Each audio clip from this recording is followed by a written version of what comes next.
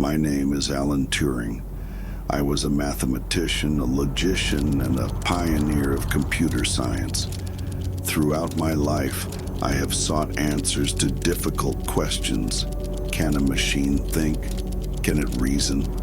And above all, what does think really mean? Many remember me for my work in decrypting Nazi codes during the Second World War, or for the creation of the so-called Turing machine, an abstract model of calculation that today represents the theoretical foundation of your computers. But today I don't want to talk to you about war or algorithms. I want to talk to you about learning and how artificial intelligence, a technology that has its roots in my work and that of other visionaries of the 20th century, is about to profoundly change the way we learn. For millennia, learning meant following a mandatory path, a fixed sequence of contents designed for everyone in the same way. It was a necessity. In a world where books and teachers were rare and precious, education had to be transmitted in order, one step after another. But that method, however efficient, never came naturally. The human mind learns by associations, not by fixed sequences. It builds networks of meaning, not ordered lists. We remember best when new ideas connect to what we already know, and these connections rarely follow a linear path. Furthermore, each person learns differently.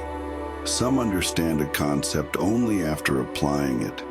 Others need to look at it from multiple angles. A uniform sequence ignores this diversity. True learning is not linear. It is made of returns, leaps, detours. It is driven by curiosity, not by chapter numbers. When we force students to follow a rigid path, we risk inattention, gaps, or worse, an overload of meaningless information. With the advent of the internet, something changed. For the first time, information became accessible, interconnected, flexible. A single word in a text could become a hyperlink. With a click, you were catapulted into a new topic, a new dimension of knowledge. Hyperlinks have broken the chain of linear learning. One concept led to another, then another, in a path that closely resembles our way of thinking. It was just the beginning. But even then, a new vision was emerging. Learning could be adaptive, built around the person and not imposed from above. Today you are living in an even more decisive historical moment. Artificial intelligence not only gives you access to information, it personalizes it, it structures it, it adapts it to you. With artificial intelligence, each student can learn at their own pace, according to their own needs, according to their own interests. Learning is no longer guided by a one-size-fits-all program, but by your own mind, by what it needs, at the exact moment it wants or requires it. A piece of information might be superfluous for me, essential for you. An in-depth study for one might be a distraction for another. Artificial intelligence recognizes these differences. It follows them. It respects them. Notions are no longer imposed but chosen, organized, contextualized. Imagine knowledge that is shaped for you, that expands in depth when you are ready, that widens in breadth when curiosity pushes you further. This is what artificial intelligence can offer to school, to university, to life as a whole. But every powerful tool has a double face. Used intelligently, artificial intelligence becomes a multiplier of the speed of learning. It allows you to shorten the time between the question and understanding, adapting the content to your cognitive level, your mental state, your curiosities.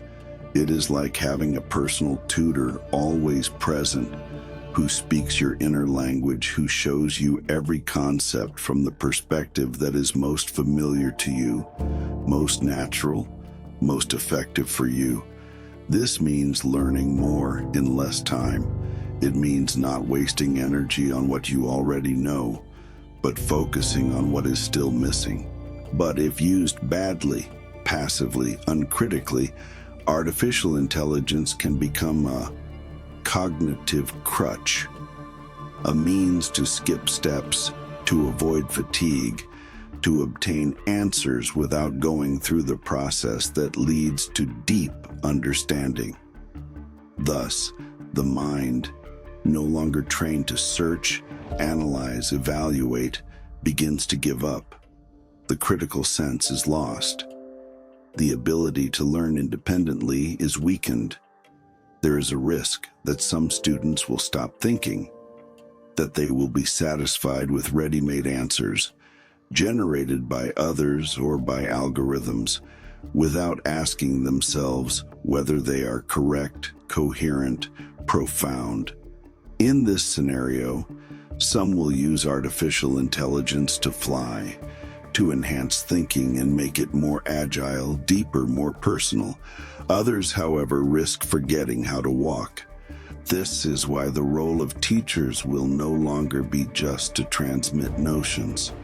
It will be, above all, to educate in the conscious use of artificial intelligence, to teach when to delegate and when not to help students build personal, critical, robust thinking, even in the world of intelligent machines. Because AI must not replace human intelligence.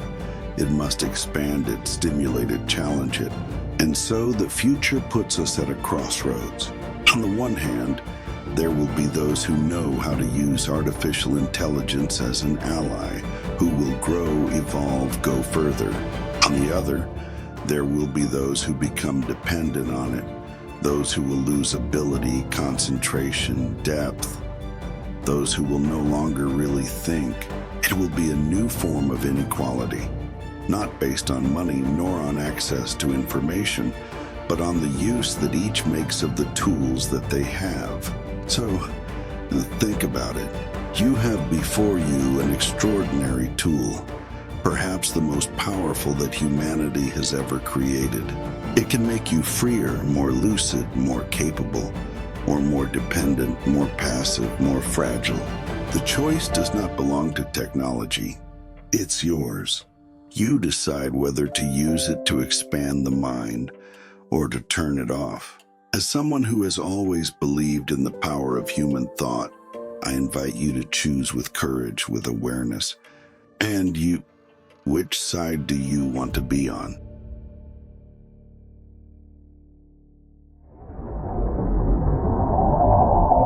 Hi, I'm Giulio, and in this video I'm going to show you how I created the video with the avatar of Alan Turing, which you may have already seen.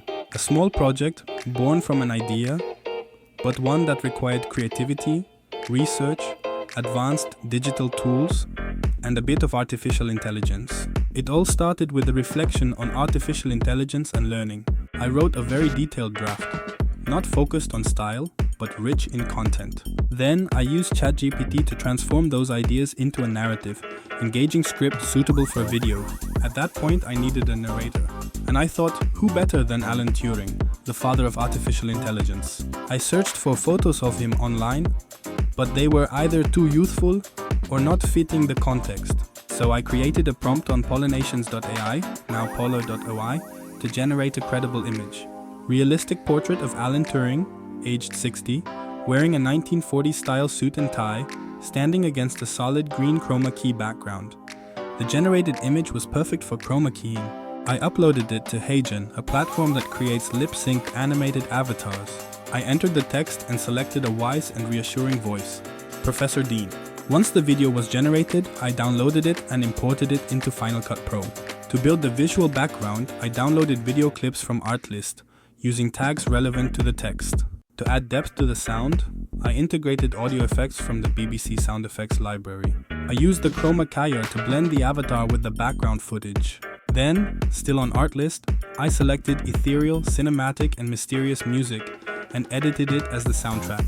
The text was translated using AI, and I created the subtitles with AGSub in .srt format to have full control and embed them into the video. Finally, I exported the video from Final Cut in a format compatible with YouTube. I added the title and description and uploaded it. It's a project created for education and public outreach, and it shows how today we can create engaging educational content using the right tools, a bit of technique, and a lot of passion.